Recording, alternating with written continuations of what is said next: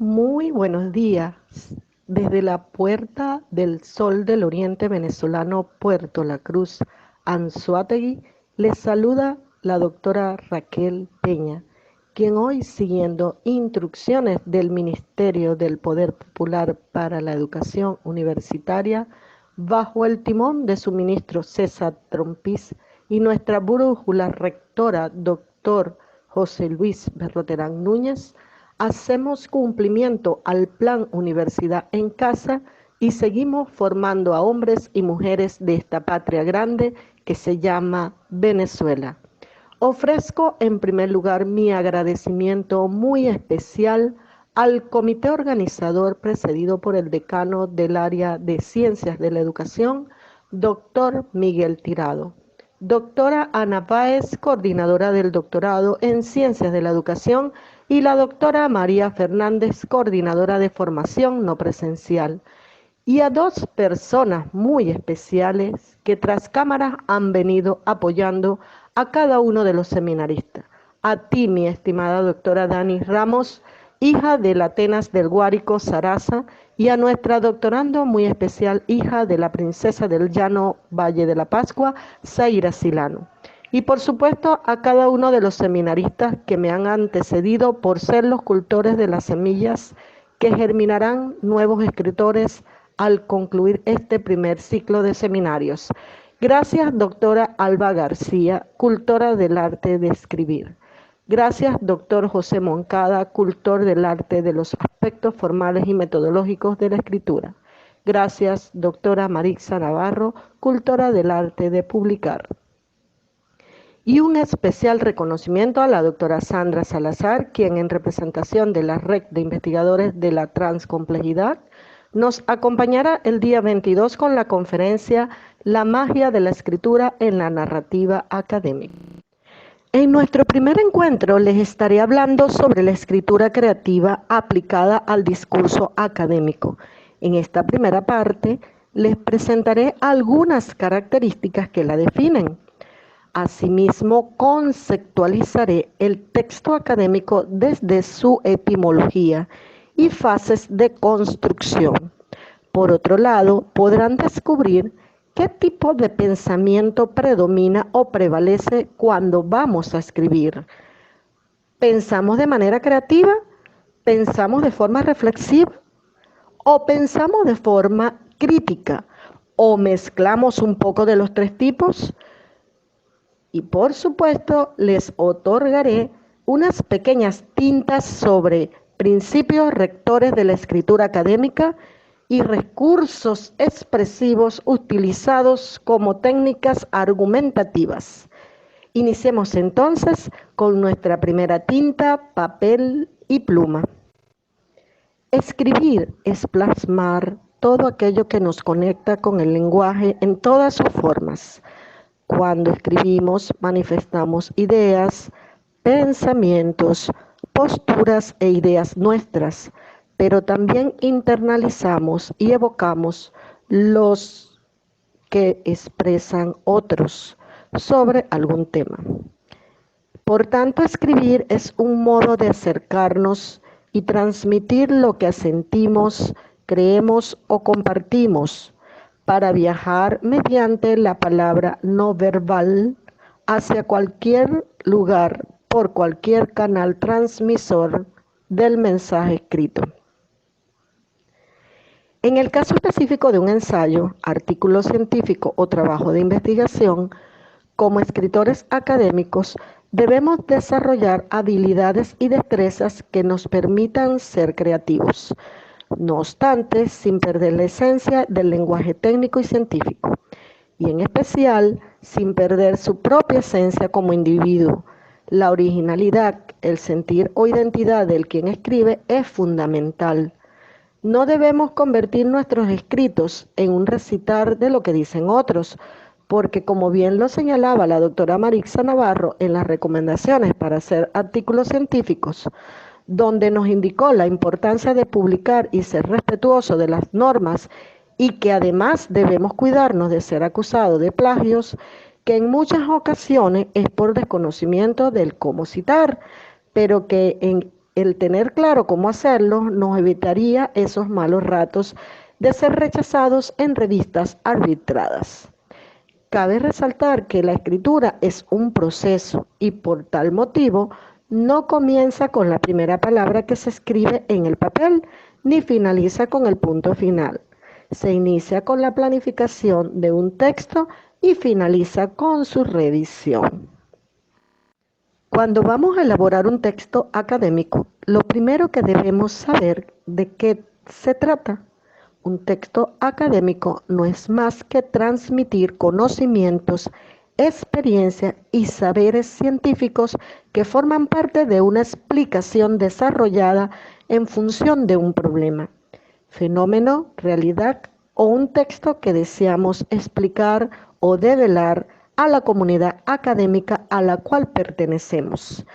Ahora bien, si partimos de la etimología del término texto, viene del griego tekne y sanscrítico taxat, el cual nos remite precisamente a un tejido ordenado. Así es que cuando está mal construido, el lector tiene la impresión de que en su sentido se deshilacha. Esto sucede, para seguir con la metáfora, porque el enunciador pierde el hilo y el texto se presenta en una escultura desilvanada. Fases de la escritura académica. Textualización. Significa poner en texto aquello que se quiere decir. Esta fase también se le conoce como preescritura, preparación o planificación. Cabe destacar que en esta fase se plasman las ideas sobre el papel. Quien escribe anticipa preguntas que le permitirán vislumbrar el texto. Podrá refutar objeciones, evitar repeticiones. Aunque es importante destacar que la planificación, aunque es previo a la del puesto en texto, es un proceso que acompaña al proceso de escritura en su totalidad, porque comparte la recursividad que caracteriza a todas las operaciones involucradas. En la medida que se escribe, se vuelve sobre la planificación, se revisa y tal vez se modifica. Planificar un texto permite desterrar el mito de la inspiración o el de la habilidad innata que muchas veces se erige como excusa. No sé escribir, hoy no estoy inspirado, que no hace más que ocultar el temor a aceptar el desafío que implica la escritura. Por ejemplo, al elaborar trabajos de investigación, el que escribe recolecta datos, revisa, elabora entrevistas, hace visitas, toma apuntes, elabora mapas, dibujos, esquemas y establece las posibles líneas de desarrollo del tema. En la fase de revisión, el escritor es lector y escritor a la vez. Tacha secciones, inserta líneas. Esto podría dar la idea de linealidad en el proceso, pero no es así. La escritura es un proceso recursivo, como le dije anteriormente. La revisión del trabajo a cargo de un compañero, recomendada por la doctora Marisa Navarro en su disertación pasada, es conveniente dárselo a un compañero de estudio, a un estudiante, a un amigo, a un familiar. Esta actividad ayuda a que el escritor pueda contactar si su trabajo expresa claramente aquello que él pretendió escribir. También es importante que se haga la revisión personal. Este último paso es la verificación por nosotros mismos de todo lo que es el proceso de escritura. Este último paso puede ser realizado más de una vez por el autor, el escritor o el investigador. Pensamiento creativo. Es significativo y de gran trascendencia que aprendamos a desarrollar el pensamiento creativo. Por cuanto al escribir es importante saber el cómo vamos a plasmar nuestras ideas, argumentos o teorías sobre un tema que hemos investigado. Es propicio señalar lo que planteó el Premio Nobel de la Medicina St. George cuando expresó que el pensamiento creativo es ver lo que todo el mundo ve y pensar lo que nadie piensa. Así que para que desarrolles el pensamiento creativo, te recomiendo que escribe lo que piensas. Según Walter Benjamin, en su libro El buen escritor, señala que es un don del buen escritor el darle a su pensamiento la forma del espectáculo que ofrece un cuerpo ingenioso y bien entrenado mediante su estilo. El buen escritor nunca dice más de lo que pensó. Así su escritura no redunda en provecho de sí mismo, sino exclusivamente de lo que quiere decir. Desarrollar el pensamiento reflexivo al escribir activará la brújula que nos conduce o guía a reencontrarnos con nuestra propia voz. Desarrollar la capacidad crítica que le permita leer su propio texto y detectar errores y corregirlos, le permitirá desarrollar un pensamiento crítico cada vez que revise y corrija. En el siguiente audio les hablaré un poco sobre unos principios rectores de la escritura académica que desde mi perspectiva y breve experiencia en la academia me han dado el cimiento para elaborar escritos de tipo académico y también, ¿por qué no?, en mis cuentos o relatos breves, ya que no son limitativos o de aplicabilidad restringida, sin por el contrario, abren la posibilidad de escribir lo que pensamos desde diferentes géneros académicos o literarios. Direccionalidad del escrito académico. Cuando vamos a desarrollar un escrito, lo primero que debemos preguntarnos, ¿a quién va a ir dirigido? Y aquí lo importante es de diferenciar un escrito académico de una carta personal, oficio, memorándum, artículos periodísticos, informes de novedades policiales o un artículo para un blog personal, pues cada una tiene sus propias reglas, lineamientos y por supuesto un público receptor diferente, el cual tendrá expectativas sobre lo que quiere leer y que además por ello siempre se deben basar nuestros escritos en el respeto hacia quienes va dirigido lo que escribimos. Esencia o sello identitario del escritor académico. Cada persona tiene un sello propio que lo identifica como ser biopsicosocial. Y por supuesto, en ese coexistir con el otro se manifiesta de manera auténtico, único, natural, original e irrepetible. Y esto se verá reflejado en todo lo que hace, en lo que crea o produzca. El discurso escrito académico está enmarcado y prevalece la referencia al discurso de otro, por cuanto al ser una característica propia del discurso expositivo explicativo, su intención es dar una imagen de objetividad, eliminando marcas de subjetividad. No obstante, es importante destacar que el académico o autor haga valer su pensamiento, es decir, su sello identitario como escritor académico. Coherencia del discurso académico. Como bien lo señala Voltaire, una palabra mal empleada o colocada alterará nuestro discurso y por tanto debemos ser cuidadosos al escribir, ver cómo ubicamos cada palabra en su sitio. Solo así nuestro pensamiento no perderá la belleza inicial que nos motivó a escribir. Respeto a la estructura lingüística y normas exigidas, bien sea por revistas científicas o las instituciones educativas. Esto se trata del uso correcto del idioma y de los signos de puntuación. Un escritor académico prestará atención y cuidado a su ortografía, por cuanto al nivel a quien va dirigido no le permitirá omisiones u errores que lo dejen entredicho o, en el peor de los casos, pierda credibilidad, porque como bien se ha señalado, por cada uno de los seminaristas, en especial la doctora Alba García, quien magistralmente fue explicando con ejemplos el uso de las letras, tildes y los signos de puntuación, así como los conectores, también reforzado por el doctor Moncada.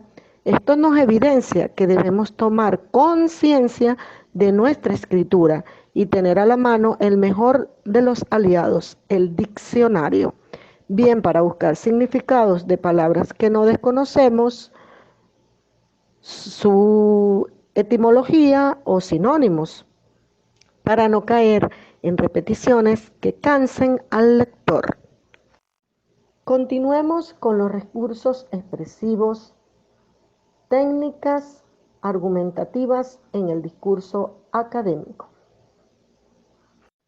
Aristóteles recomendaba el uso de figuras retóricas que sirvieran no solo para expresar los puntos de vista, sino además para embellecer el discurso, ya que para él un discurso bello y armonioso convencerá o persuade al lector.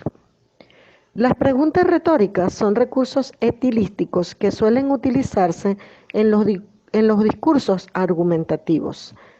Se trata de interrogaciones que no esperan respuesta, ya sea porque se le consideran obvias tanto para el hablante como para el oyente. El argumento se basa en planteamientos, enigmas o interrogaciones que el autor o investigador propone en su discurso para inducir al quien lee o que él mismo fije su postura en relación al tema. La paráfrasis es expresar con nuestras propias palabras las ideas de un texto, respetando la fuente original que ha sido parafraseada. El texto con sustento de autores o teóricos reconocidos. Es una técnica argumentativa que se vale de autores reconocidos para apoyar el discurso o narrativa que estamos presentando ante una comunidad científica o institución.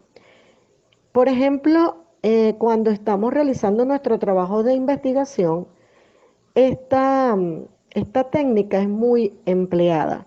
Por ejemplo, lo vemos cuando decimos: la UNESCO establece, la Organización Mundial de la Salud, la OEA, la ONU.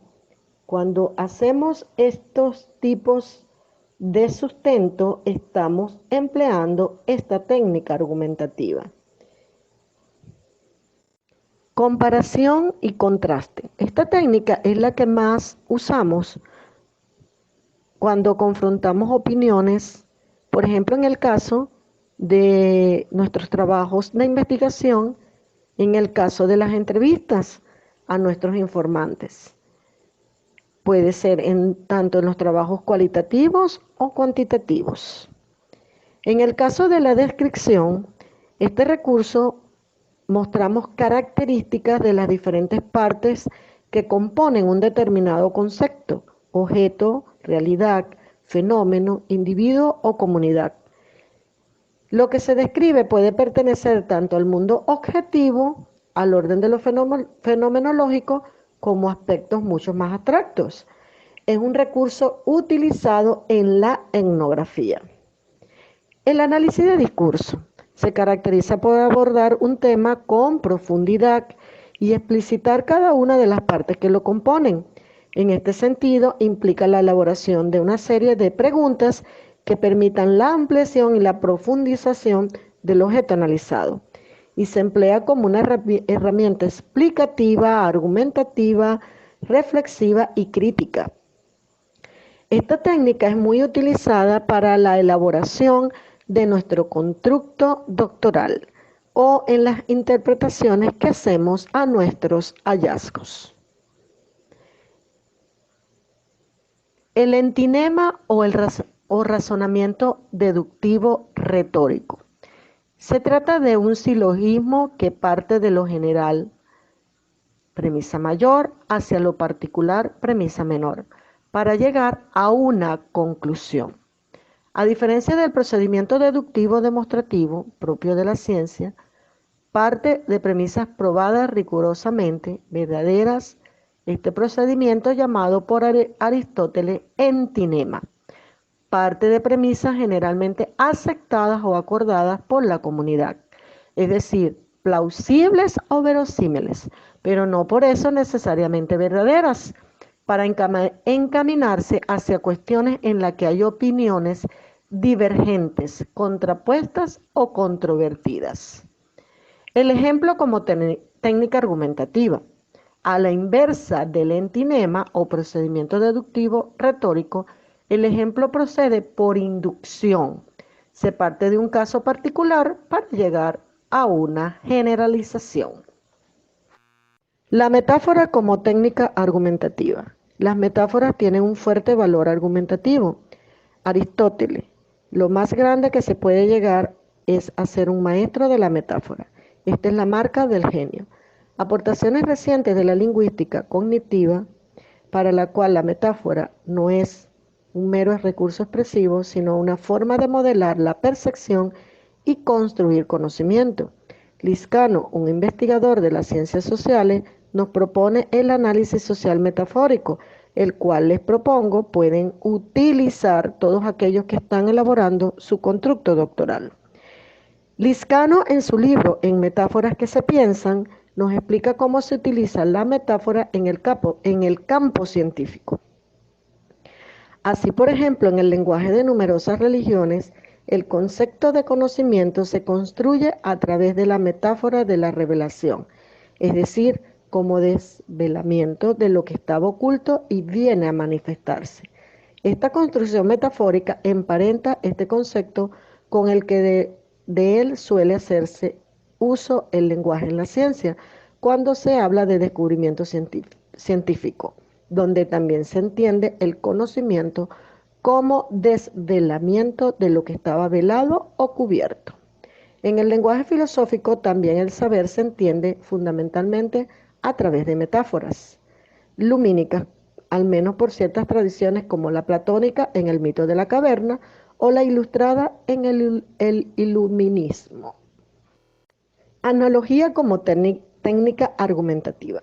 La analogía es una comparación sistemática postulada entre un fenómeno cuyas leyes son ya conocidas y otro que se encuentran todavía en investigación. Aquí es donde residen el gran poder y el valioso aporte de la analogía. No se trata solo de decir las cosas como un lenguaje vivo y atractivo, lo cual no sería poco, sino que es un poderoso medio que revela y ayuda a ver relaciones escondidas entre temas aparentemente no relacionados. Por ejemplo, Freud en la analogía hidráulica al estructurar la teoría psicoanalítica y Rutherford el modelo del sistema solar al desarrollar su teoría nuclear de la estructura atómica.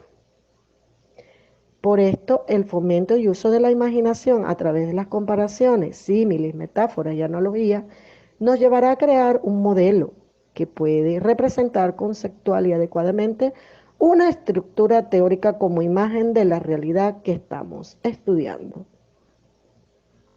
Y ya casi finalizando la primera tinta, papel y pluma, en las siguientes láminas les muestro ejemplos de los recursos expresivos que anteriormente les expliqué, y para ello tomo como referencia extractos o fragmentos de la novela Doña Bárbara, para que se visualicen cómo podemos reconocerlos en una novela desde la perspectiva literaria y cómo a partir de ellas o de ellos podríamos reescribir un texto académico utilizando, por ejemplo, cualquiera de las técnicas de las que le he hablado en la mañana de hoy.